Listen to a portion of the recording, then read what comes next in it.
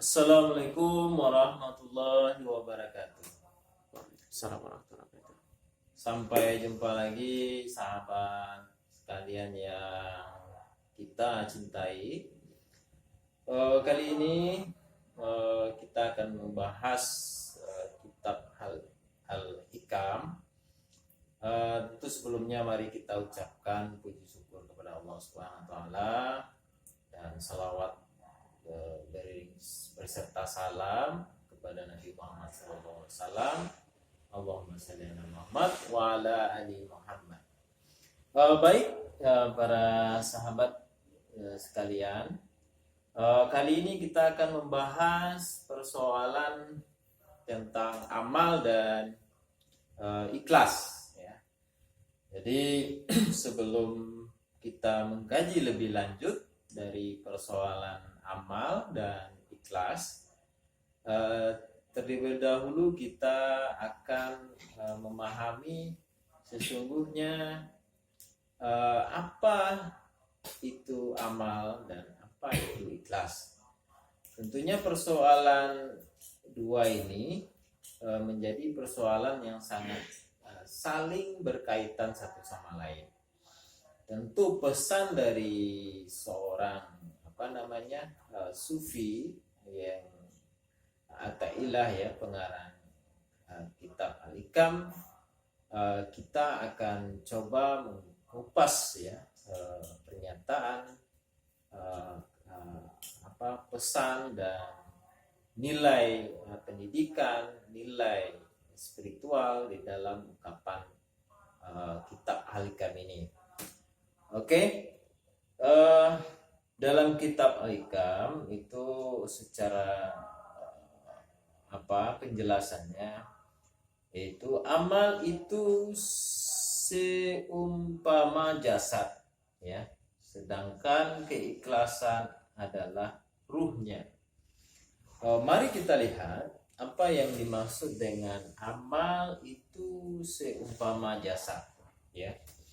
Jadi dalam kajian ini dalam Islam ya, dalam Islam bahwasanya amal adalah sesuatu yang bermakna kalau seandainya diiringi dengan keikhlasan. Baik,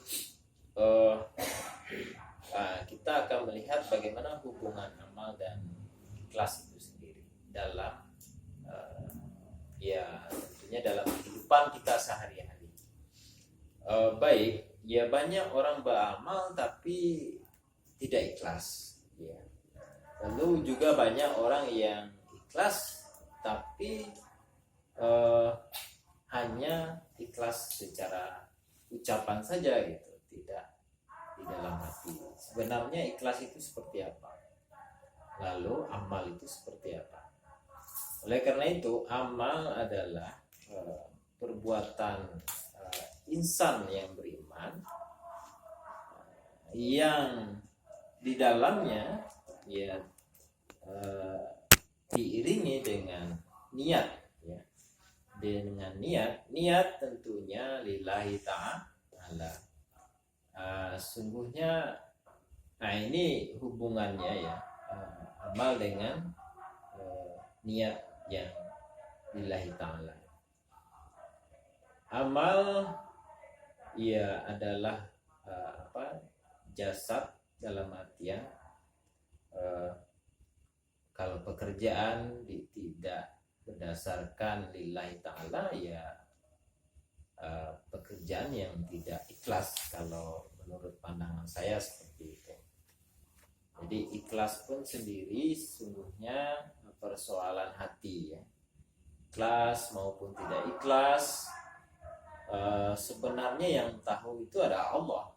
Jadi Allah yang mengetahui seorang itu berniat ikhlas atau tidak ikhlas. Walaupun orang itu menyatakan orang itu ikhlas, sesungguhnya di dalam hatinya ya kadangkala jauh dari ikhlas gitu ya.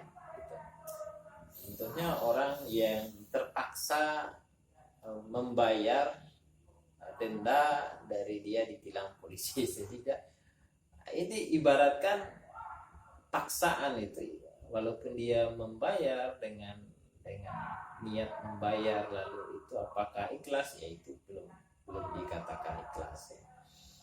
Nah, kalau di sini ikhlas dalam artian memang ikhlas lillahi ta'ala tanpa ada imbalan sedikit pun dari manusia atau dari makhluk ya. Maka amal itu ya. Jadi sebenarnya ada apanya ya, kalau orang awam ikhlas beramal itu berbeda dengan orang khawas beramal ya.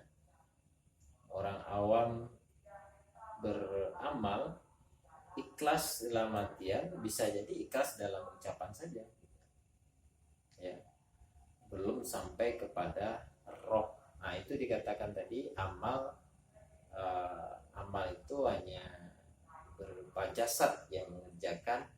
Karena itu banyak dalam berpuasa hanya menahan haus lapar saja, itu kan wujud dari amal yang tidak disertai dengan ikhlas yang sempurna. Dan ini orang awam ya sekedar puasa menahan haus dan lapar, tapi faedahnya nggak ada. Sungguhnya saya kira yang berupa jasad saja gitu, ibadah amal yang berupa jasad saja belum sampai ke tataran ikhlas. Maka ketika orang sudah beranjak kepada seorang yang berilmu, maka ikhlas itu sudah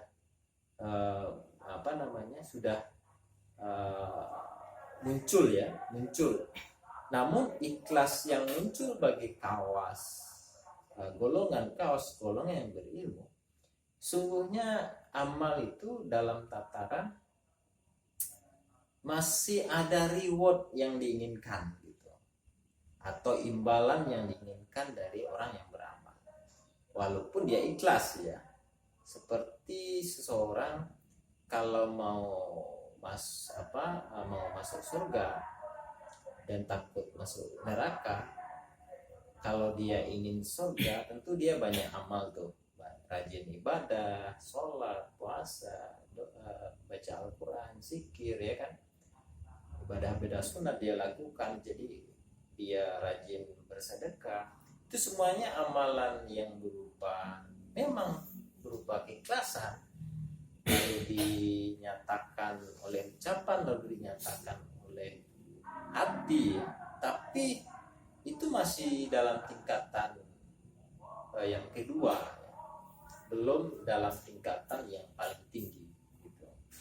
Maka saya kira kalau tingkatan yang paling tinggi itu amal berserta ikhlas, yang dimaksud ada jasad dan ada roh baru sempurna. Ibaratkan orang ya, kalau orang yang jasadnya saja tidak ada rohnya, itu namanya orang yang sudah mati atau meninggal. Tapi kalau orang yang sudah ada jasad, ada roh, itu sempurna gitu, hidupnya. Kalau rohnya saja yang ada tapi tidak ada jasadnya, ya tidak sempurna sebagai manusia, seperti itu. Maka kesempurnaan itu sebagai manusia ya ada jasad, ada roh. Saya kira ini yang dimaksudkan oleh dalam kajian Al-Hikam ini, menjelaskan antara amal dan keikhlasan itu harus sejalan. Maka tingkatan tertinggi ya, saya kira ini adalah dalam kajian sufistik ya, yaitunya yang diucapkan Rabiah Adawiyah. Dengan mahabbahnya misalnya, seorang itu bisa tingkatnya lebih ditinggikan. Beramal ya dan ikhlas itu tidak ada imbalan. Yang dia harapkan apa? Mahabbahnya Tuhan, kasih sayang Tuhan. Mau diletakkan di mana? Dia dia tidak mempersoalkan surga dan neraka, tapi bagaimana Allah itu dia mendapatkan kasih sayang Allah, Allah pun sayang kepadanya. Jadi beramal ikhlasnya itu tanpa pamrih gitu, tanpa imbalan gitu. Ini sesungguhnya hakikat dari seorang sufi sejati. Saya kira kesempurnaan itu amal dan keikhlasan itu seperti itu. Baik sahabat sekalian, saya kira itu penjelasan kita, pengajian kita hari ini dalam penjelasan al-hikam mengenai amal dan keikhlasan. Itu saja. Akhir kalam, wassalamualaikum warahmatullahi wabarakatuh.